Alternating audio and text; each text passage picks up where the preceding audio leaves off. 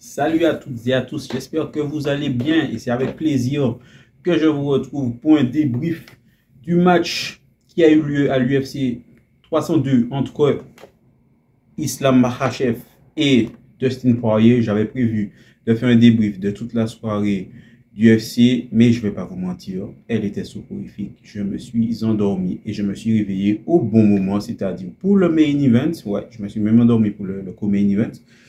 Pour regarder le main event entre ces deux monstres que sont Islam Makhachev et Dustin Poirier.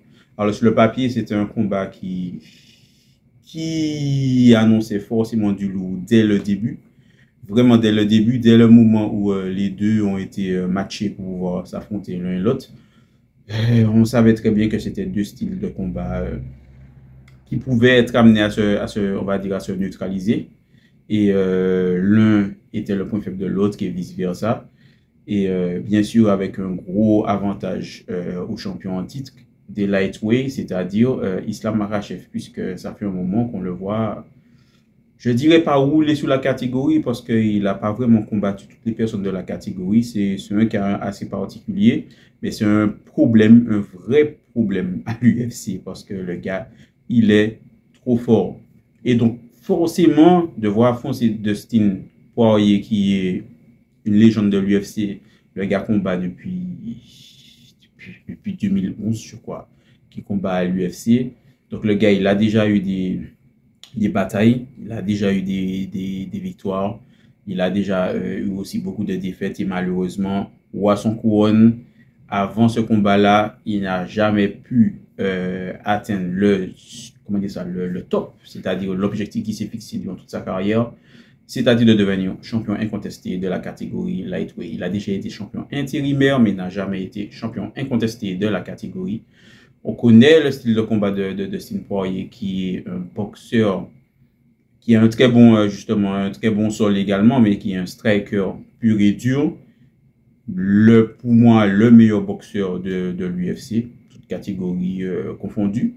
Et en face, Islam Makhachev, digne successeur de Khabib Nurmagomedov, qui était une bête dans la cage, qui a apporté tout son savoir et toute son aide, je dirais, à Islam Makhachev pour pouvoir progresser et gravir les échelons un à un. Et aussi au niveau du sol, l'un des meilleurs, si ce n'est actuellement le meilleur combattant au sol que l'UFC ait connu. Donc ce combat promettait forcément des étincelles. Et heureusement que ce combat a eu lieu parce qu'il a sauvé la carte. De toute façon, du tellement la carte, elle était ennuyante. Vraiment, elle était ennuyante. Je m'endors en général jamais devant un match de l'UFC. Et je me suis endormi devant cette carte. Donc, le combat, il n'a pas démérité. Vraiment, il n'a vraiment pas démérité. Et les deux combattants se sont rendus coup pour coup. Je tiens à préciser que j'ai été très surpris par le striking de Islam Makhachev, qui a beaucoup progressé de ce côté-là. Et lors des premiers rounds, il a vraiment rivalisé avec Dustin Poirier en striking. Il lui a donné des vrais problèmes. Je crois même sur le premier round, il rivalise de ouf. Il domine le premier round. Le deuxième round, c'est un peu plus mitigé selon moi. Troisième round, il le domine aussi en maintenant, comme au premier round, Dustin au sol pendant un bon moment en essayant de le soumettre à plusieurs reprises. Vraiment, Dustin, il a eu beaucoup de soucis, il a eu beaucoup de problèmes au sol contre Islam. Mais je trouve que les gens ne voient que ce côté-là. Et pour qu'il y ait un bon match, il faut qu'il y ait deux combattants. Et si Islam n'a pas réussi à soumettre Dustin lors des premiers rounds, pendant tout le match, c'est bien parce qu'en face, tu as quelqu'un qui a une bonne défense de sol et qui a réussi à se sortir des situations les plus compliquées dans lesquelles Islam l'a imposé, voilà, il l'a mis devant le fait accompli.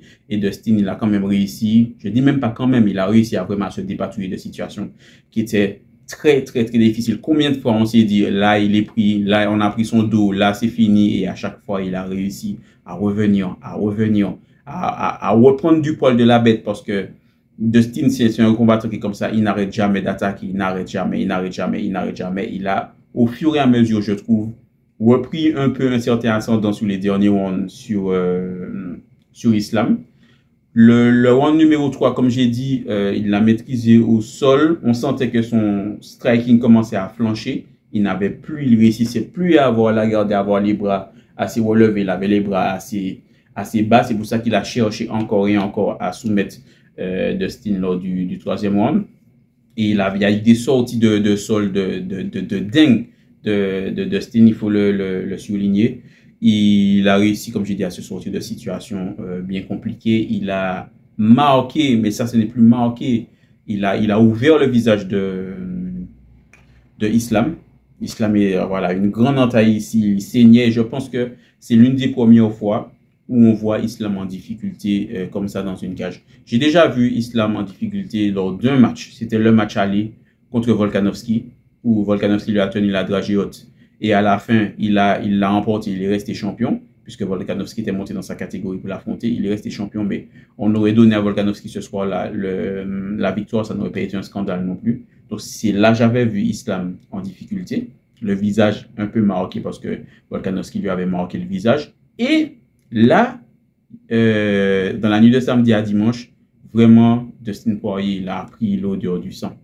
Il a pris l'odeur du sang. Je pense que Islam n'était pas habitué à se faire taper comme ça et avoir le visage marqué, ouvert comme ça. Et on sent que vers la fin, ça l'a énervé. De voir, il a vu son sang couler. Le moment où ça coule, il regarde, il a été surpris. Il a été surpris. Et c'est à ce moment-là que Dustin a commencé à prendre, on va dire, l'ascendant, puisque le striking de Islam n'était plus trop dans ça lors des derniers rounds. Quatrième round, Dustin le maîtrise. Un moment contre la cage, il se permet un peu d'arrogance en maîtrisant Islam contre la cage, en parlant au juge, même pas au juge, en parlant à Dana White. Ça, selon moi, a été une erreur parce que quand tu as une bête acculée comme Islam comme ça, faut pas le chercher. Et on sent que ça l'a vraiment énervé. En plus du fait qu'il saignait abondamment, qu'il n'est pas habitué à ça, on sent que ça l'a énervé. À la fin au moment du gong du quatrième round, on sent qu'il était énervé. Et bon, cinquième round, reprise, c'était ce round-là qui allait vraiment décider, en fonction de ce qui allait se passer, qui est-ce qui allait gagner. Et les premières secondes du cinquième round, on voit vraiment que Islam, il est fatigué, son striking ne réussit plus vraiment à être efficace. Il essaie une première amenée au sol, il se rate. Il essaie une deuxième, je crois, il se rate. Et au bout de la troisième, il fait, pour moi, c'est un mouvement de malade. Ça, c'est du judo. Ça, c'est vraiment du judo. Il réussit à saisir une des jambes de Dustin, vraiment saisir entre ses mains, entre ses deux jambes, où Dustin, il est sur une seule jambe, il ne peut pas s'enfuir. Et là, il fait un mouvement de bascule pour pouvoir faire Dustin, pas faire un 350, mais tourner sur lui-même et tomber. Et il lui donne même pas le temps d'essayer de s'échapper, de se relever. Il bondit pour pouvoir le capter au sol et réussit à placer un bravo choke. C'est-à-dire, épaule-cou qui empêche justement Dustin de respirer à la limite de l'endormissement et obligé de taper. Et victoire de Islam Makhachev. Un peu de déception parce que je suis un gros fan de Dustin Poirier, mais ce gars-là force le respect. Islam Makhachev, le gars, c'est un vrai problème. Il force vraiment le respect. C'est l'un des combattants que j'ai vu le plus progresser depuis que je suis l'UFC. Depuis que je suis l'UFC. Il est à l'UFC depuis moins longtemps que Dustin, mais il est quand même là depuis un mois. Je crois que c'est depuis 2013 ou 2014 qu'il combat. Ça fait pas tout ça tant qu'il est dans la lumière, mais ça fait, je crois, depuis 2013-2014 qu'il combat à l'UFC. Et vraiment, le gars, il a progressé. Il a le striking que Khabib n'aura jamais. Il a vraiment le striking que Khabib n'aura jamais. Khabib sera peut-être plus fort que lui en lutte, mais au niveau de striking, le gars, il a progressé de ouf. Pour essayer de rivaliser avec le meilleur boxeur de l'UFC, il faut vraiment le faire. Donc, franchement, chapeau à Islam. Il a totalement mérité sa victoire. Le combat, il était super beau, comme je le dis encore une fois. Il faut deux bons combattants pour faire un bon match. Et le match, il était superbe. Le match, il était superbe. Je répète encore, il a sauvé la carte. Islam reste justement sur son run de ouf malade. Il reste toujours invaincu depuis sa dernière défaite qui remonte à je ne sais pas quand. Et vraiment, il soumet Dustin. Une énième justement défaite de Dustin lors de ses derniers combats. Même s'il a eu des victoires, mais les 3 dernières défaites qu'il a eues, si on retire celle de Justin Gaethje lors de la bataille pour la ceinture du BMF, c'est des soumissions. Il se fait soumettre par Khabib Nurmagomedov. Après avoir manqué de soumettre Khabib Nurmagomedov, il se fait soumettre de la même façon. Il combat Charles Oliveira, il se fait soumettre de la même façon. Et il combat Islam Makhachev, il se fait soumettre de la même façon. Donc vraiment, ça me fait un peu de peine pour lui. À la fin du match, il a dit qu'il ne sait pas s'il va continuer sa carrière. Je pense qu'il est en pleine réflexion. Comme il l'a dit à juste titre, le gars, il est à 50 combats. C'est pas rien, 50 combats dans sa carrière, une trentaine ou une quarantaine à l'UFC, 50 combats en tout.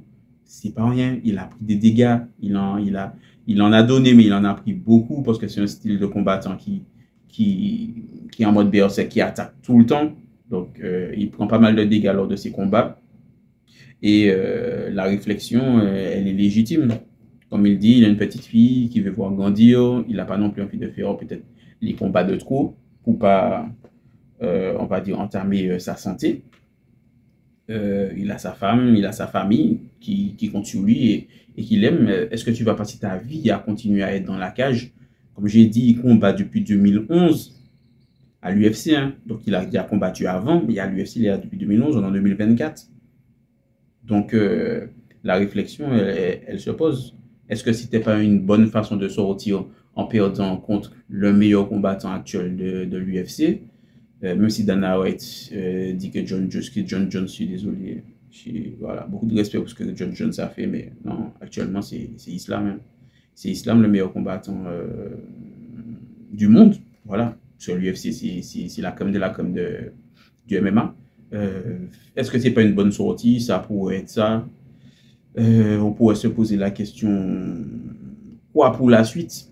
Est-ce qu'il devrait faire un autre combat? Si oui, un autre combat contre qui?